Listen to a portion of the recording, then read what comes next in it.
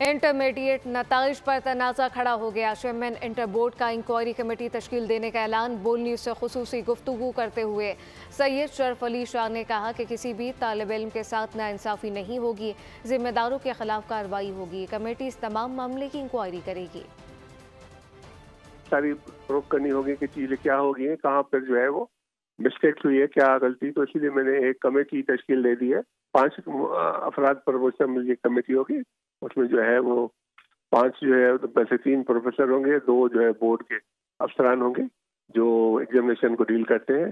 तो वो सीनियर लोग जो है उसमें बैठेंगे और वो इस बात का तयन करेंगे कि बच्चों को किस तरह से जो है वो रिलीफ दिया जाए और जो है वो जो अगर कोई मुलविस है तो उसके खिलाफ क्या एक्शन लिया जाए। तो वो पहले देखेगी कि जो खासतौर पे जो फर्स्ट ईयर के बच्चों के साथ अगर कहीं नाइंसाफ़ी हुई है तो उसका तदारक किया जाएगा और जो उसमें जो है कोई जो भी उसमें जो है कुछ मुलविस हुआ तो उसके खिलाफ भी जो है कार्रवाई के लिए ऊपर जो है हम जरूर लिखेंगे। सब्सक्राइब करें और बेल दबाएं ताकि कोई खबर रह न जाए।